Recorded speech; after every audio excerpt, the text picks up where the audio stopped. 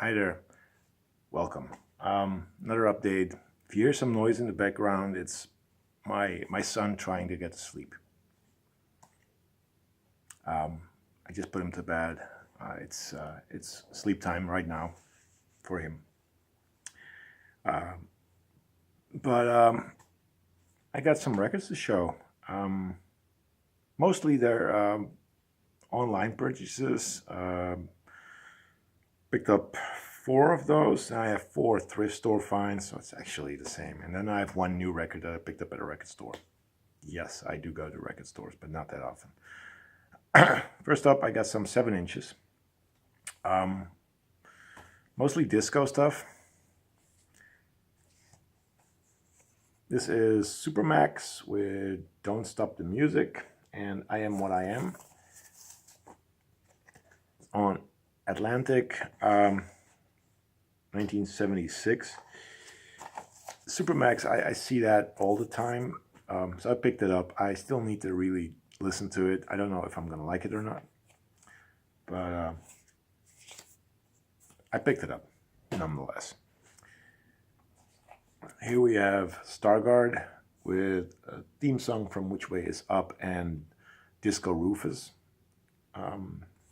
We're talking 1977 here. This is a Norman Whitfield song. The theme song from Which Way Is Up, and that's a really good track. I have this 7-inch already without the picture sleeve, so I need to delve that out and swap it, get rid of that one because I like picture sleeves. Then we got a non-picture sleeve. This is, you can see it, T-Connection Superstar, backed with Tonight's the Night. T-Connection is a disco, 80s electro disco stuff. 1983. It's got a capital sleeve, but it's busted. I enjoyed this. I don't have any albums by T-Connection, but I'm on the lookout for them now. Here we got Rodney Franklin, The Groove. Great hit by him. If you don't know, you might not know Rodney Franklin, and you might not know the title, The Groove, but if you look it up on Discogs, not on Discogs, on YouTube, you hear it, chances are you go like, I know that song. So this is backed with God Bless the Blues. It's from his album You'll Never Know, which is sort of a slight jazz funk album, like really commercial jazz funk. That's what this is as well, but I really enjoy this track. This I picked up because the cover. It's from Star Wars Return of the Jedi, but it's not music from that movie. It is by a group called Proxion, and it's called Space Travelers.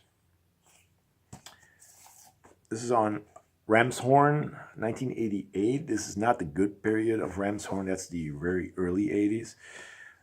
What we get here is a Dutch producer, electronic music producer, who has sort of adopted the Italo disco sound. He was in, damn it, the sleeve is kind of busted on the inside. He was in this group called Laser Dance, or he had a project called Laser Dance, and this is another project by that same guy. It's decent. That's all I can say. It's decent. And the last track I got, last 7-inch I got is Melba Moore. What is the A side? This is the A side. The Way You Make Me Feel. There you are. And So Many Mountains. As you can see, it's on Buddha, 1977. Again, sort of a disco groove. It's got the original Buddha company sleeve.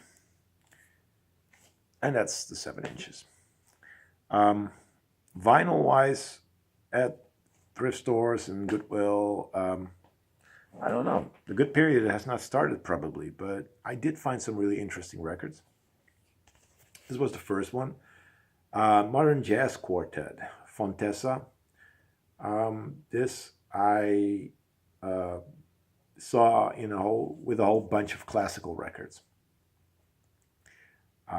So I don't know if I hear all the time, if you see one record, there's more. Well, there might be, but I'm not there at the moment because I'm not able to go to this particular thrift store every day or every week.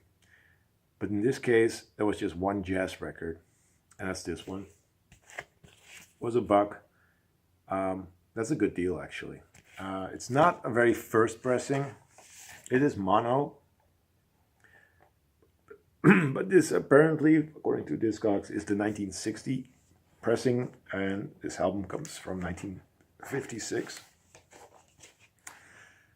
But I really enjoyed this. This is great, jazz, and I understand the fact that it's sort of classical. It's got a classical look, and it's sort of inspired by French classical music.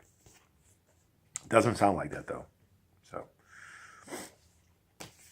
I also picked up this record. This is Utopia with R.A.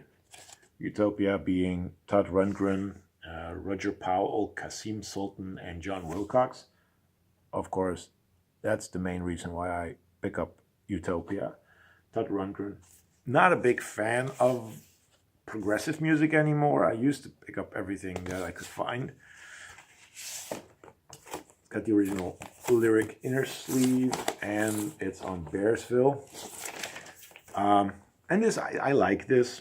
It's good. I can understand why people really go for this, but I'm not too sure whether or not I'm going to keep it. That's just what I'm saying. I like this, but this is not what I'm really looking for. Still very much looking for funk, soul, jazz. So that is neither. It's progressive. This I did find yesterday at a thrift store. I had to drop something off. This is Billy Paul's Greatest Hits, UK record. Of course, it's got, I have to do it like that, Me and Mrs. Jones. It misses out on my favorite track, though. That's Am I Black Enough for You? It's on Philadelphia International. I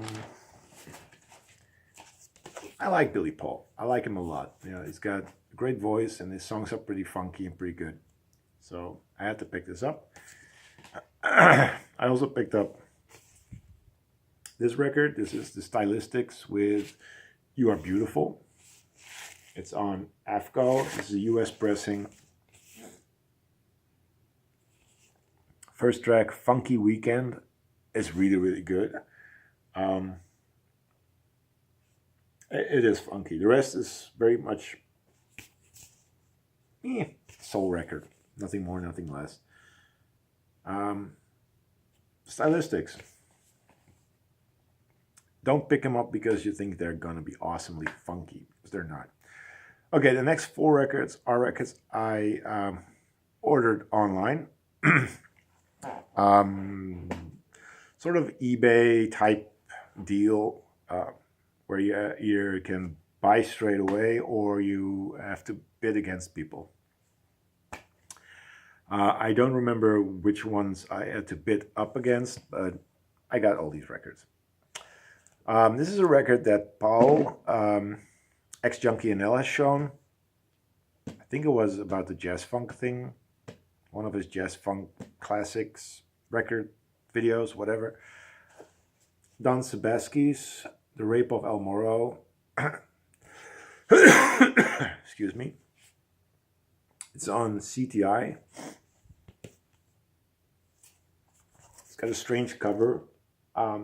It's funky. It's good jazz funk, except for the first track, which is The Rape of El Moro. I'm like, I don't know what I'm going to do with that. That's musically very good, but there's vocals there, and they're horrible. Don't really care for those vocals. But this is a really, really good album, and it's in really pristine condition. I mean, look at the spine. It's clean. It's a really clean copy. So I'm really, really happy with that one. Then picked up this one, Cameo, Cardiac Arrest. I believe this is their first album. Came out in either 75, 76, or 77. Why? Because it says 75, 76, and 77.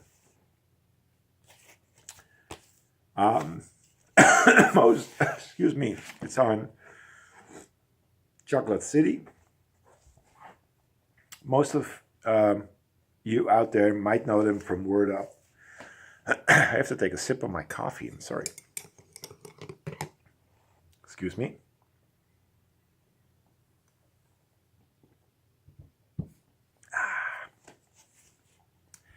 Most of you know them from Word Up, which is 1985 electro funk. This is just pure funk. Very, very, very heavy funk. Very recommended. If you like funky stuff, pick this up. This is really good. Happy I picked this up. This was a gamble. I basically got 2 records from one guy. One is the next one I'm going to show you. Picked it up because that's an artist I know and I really admire. But the first one, I didn't know. It's on a label that I think is really interesting. And I managed to get this for a really good price. This is O'Donnell V with Zimba.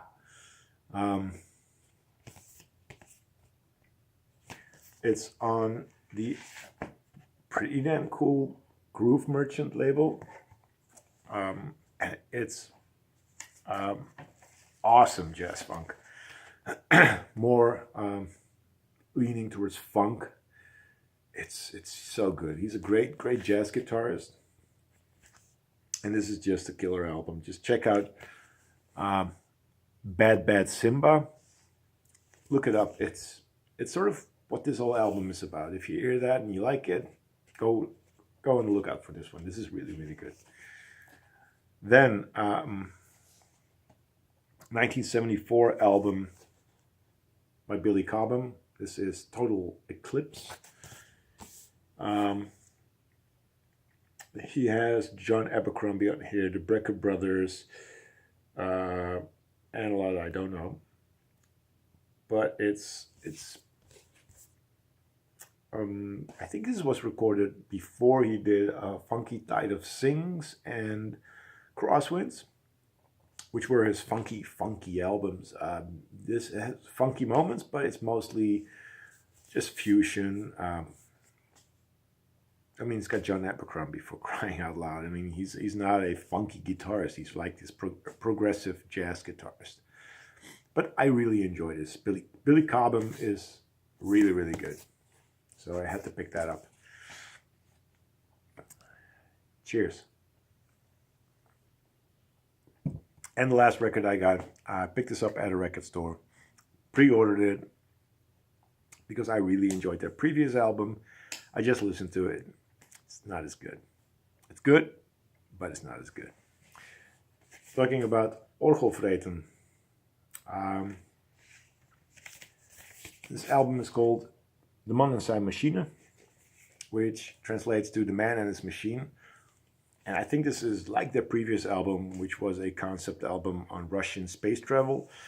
This is a concept album about inventors, probably Dutch inventors, which is the reason why the whole text and stuff is all in Dutch.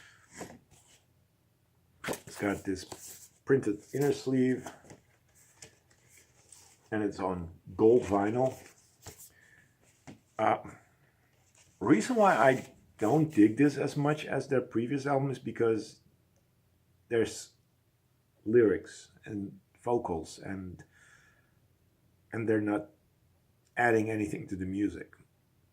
So I might need to listen to this again, but so far this is not really as good as their previous album, I think. For those who don't know, Orgelvreten, which I think is 99% of my viewers, they're a Dutch instrument not anymore, but they're a Dutch instrumental band working heavily with organs, Hammond organs to be precise, which is that's orgel is an organ. Um, their live shows are really, really intense. Two organ players sitting right in front of each other and just they go wild. It's sort of classic rock meets jazz funk meets, I don't know, something. Um, it's really wild music, and I really enjoy it normally. This one, I'm on the fence. I still need to really dive into this. Maybe my wife will say, I like it a lot. Then I'm going to keep it. I might keep it nonetheless. But I'm not really that enthusiastic about this one. So there you are. That's my video. 15 minutes. I'll end it here. See you next time. Bye-bye.